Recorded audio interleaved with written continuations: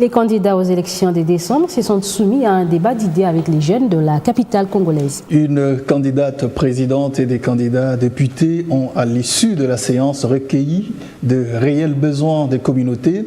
Ce jeune espère le respect des projets des sociétés exposés par les différents candidats aux élections à tous les niveaux.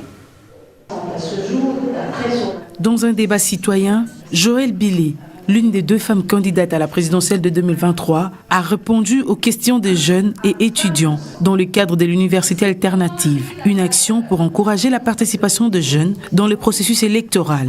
Constitués en groupe, ces jeunes ont orienté les débats vers les priorités de la présidence dans un pays comme la RDC. Ces échanges, comme je le disais tout à l'heure, ça nous sort du contexte. Il est déjà productif dans le sens où c'est la période de campagne. On n'est pas dans la rue, on ne porte pas de t-shirt, mais on a droit à un débat contradictoire et productif. C'est déjà un point. Non seulement nous avons eu à relever le problème qui touche nos Congos, mais nous avons, comme elle a cité, nous avons essayé de donner certaines recommandations qui nous croyons qui vont produire des fruits pour un Congo plus développé, qui est notre pays. C'est lui qui sera élu, il doit les respecter, il doit faire ce qu'il nous a dit, il nous a promis, parce que nous sommes vraiment fatigués de leurs promesses qui ne sont pas réalisées en fait.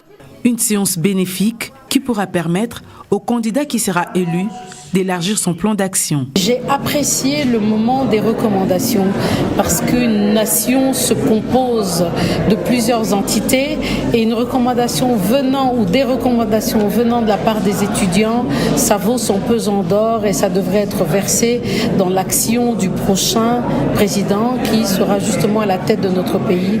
Donc c'est un moment qui a été très important. S'agissant de moi-même, je sais qu'en parlant aux jeunes qui sont très à la pointe de la technologie, je décuple ma capacité d'être entendue en interne comme à l'extérieur.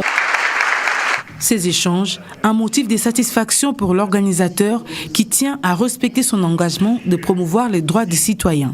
Pour nous, c'est assez pédagogique lorsque nous invitons les jeunes intellectuels dans un cadre comme celui-ci pour échanger avec différents candidats à différents niveaux d'élection. C'est d'abord pour comprendre leurs différentes planifications, comprendre ce que ces différents candidats sont appelés à faire ou bien ce qu'ils vont faire une fois élus. Les jeunes auront à partir d'aujourd'hui une autre perception de la chose, étant donné qu'ils ont dû échanger directement avec eux. Ils ont posé toutes leurs questions et les questions ont été répondues. Après avoir écouté différents candidats aux élections générales, les participants ont désormais une vision claire sur les fondements des élections.